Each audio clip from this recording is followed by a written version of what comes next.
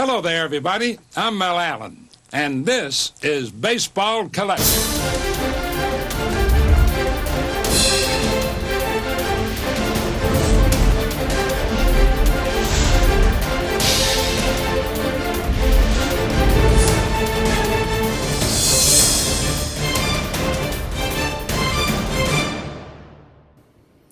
Yo, and hello everybody, Mike here, Baseball Collector. It's Saturday evening and got some mail today, some really cool stuff, man. I am enjoying these projects that I'm working on, and I'm going to show you some additions today that I am really excited about.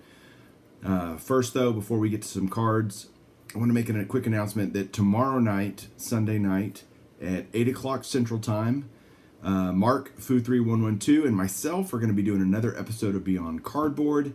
We are going to be talking to none other than LA Collection, who is Levon, and he's out in LA. Go figure. But he has an amazing collection, and he's going to be on the show. We're going to get to know him a little bit, go beyond the cardboard a little, and just have a great time with that. So tomorrow night, 8 o'clock Central. Hope you can be there.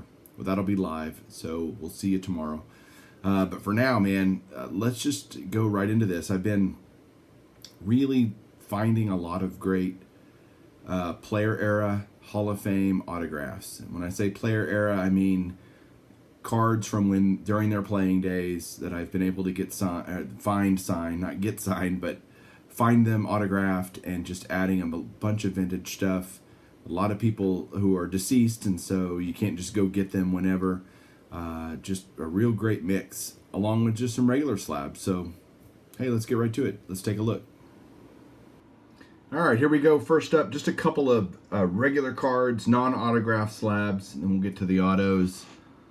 Number 1, 71 Topps Tom Seaver. Just picked this up because needed it for my 4-decade set, and I just love it. 71 Topps, of course, is this year's Topps Heritage. Really, really hard to grade the vintage stuff. Excellent mint 6 on this is just fine with me. I think that's a great looking card of a dominant, awesome pitcher, Tom Seaver. Speaking of awesome, dominant pitchers, here is a 1956 Topps Sandy Koufax. This is an excellent 5. Beautiful card here, off center for sure, but this was a pickup I made from Mikey Mantle's. I'm really working on trying to finish the Koufax run. I need 58 Topps and 63 Topps. And then I will have them all, and I'm looking forward to doing a player showcase on Sandy Koufax because he was just so awesome. The left arm of God. And but I'd love this pickup. Second year, Sandy Koufax. Awesome. Same picture as his 55 Topps, by the way. Thanks, Topps. There you go. That's the only 2 regular cards I got today. The rest are all Hall of Famer autographs. The first one was a quick pickup on eBay that I just saw this, and it's a kind of that player era run. It's just a 1996 Topps, I think, Mike Mussina. He does TTM, so Mussina's really easy to get, but just finding those, getting them is great. Next up is another Mike Mussina, but now we're going to go into the slab run here. All of these are slabbed, authentic, PSA DNA certified. Some of them newer holders, you know, the Lighthouse holders. A couple of them are older, but here's Mussina in a 2002 Topps. So love that card anytime. Again, player era card during their playing days. I love it. Next up is a really cheapie. This one was literally like a few dollars, $4 or $5, I think. Trevor Hoffman. I think the reason it went so cheap is because it does say to Brian. So unless your name's Brian, which mine is not, it's probably annoying. Again, it was so cheap that I couldn't help myself. 93 Topps Trevor Hoffman. Next up is, and that was Hoffman's rookie card, his Topps rookie card, essentially. 1977 Daniels and Grimes. And, you know, I'm not familiar with this set, but this is called Winning Combination. It's a card featuring Burley Grimes, and he signed this one. You can see down there. It's a beautiful signature, by the way. And this is kind of a different set. I've never heard of it. So apparently that's Zach Wheat on the front, who is also a Hall of Famer, by the way. And these were done in 1977. So I guess Tom Daniels is either a photographer or something. And so if anybody knows anything about this set, I'd love to hear about it. But still a nice Burley Grimes signature. Always good. Next up, 1978 Topps Gary Carter. It's a beautiful Gary Carter signature on this one. So it's happy to grab that. I don't have a lot of player era Carter autographs yet. This next one was a huge one for me. I'll give you all some insight on this. So this is a Diamond Kings Kirby Puckett. And it's the Leaf version, which is not the Donruss version. It's the Canadian version of Donruss, right? 87 Leaf. But to me, I mean, it looks the exact same on the front. In fact, the back is the exact same. There's not even any of the French language on the Diamond Kings. And I'll show you to prove it. But on the back is, the only thing that you know it's a Leaf is at the bottom. It's Leaf incorporated as the copyright instead of Donruss. But, you know, getting Kirby on any of these Diamond Kings for my Diamond Kings run is incredibly expensive. And I think the fact that it was a Leaf one is just made it a little bit cheaper. I put in a snipe for like $200 on this thing, and I won it for 90 bucks.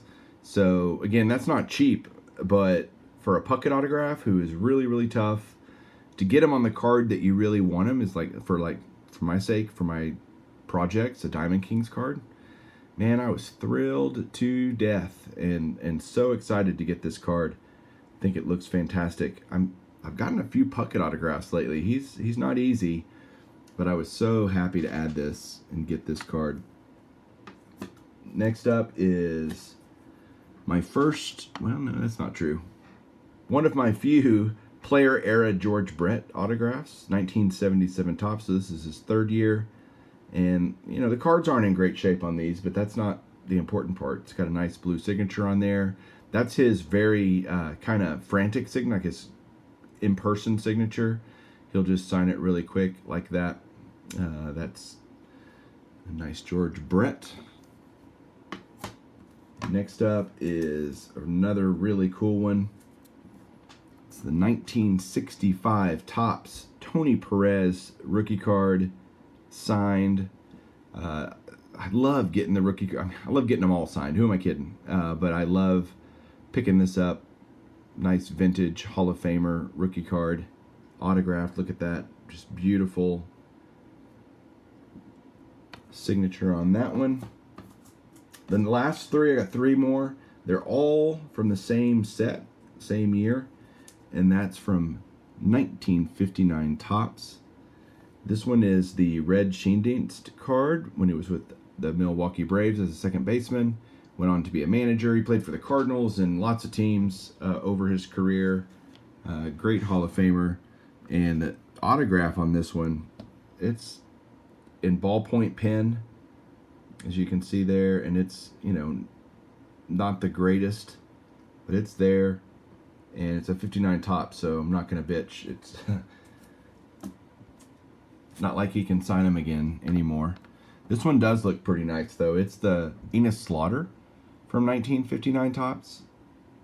The card's actually in pretty decent shape. Nice, beautiful blue Sharpie autograph on this one, so very happy to add that.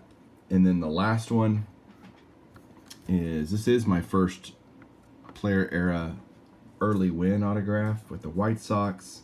Again, 1959 Topps. So all of these were from this, all the slabbed ones were from the same seller. So, you know, you get combined shipping. He had a ton of them. And so I was just thrilled to get what I was able to get. And added 10 new autographs from that. And then I bought the Seaver card from the same seller. So there you go. That is it. That's my mail day today. And it was a good one. Really appreciate you watching, everybody. I hope that you can tune in tomorrow night for Beyond Cardboard, 8 o'clock Central Time. LA Collection's going to be our guest. Hope to see you there. Everybody have a great Saturday night, and keep collecting.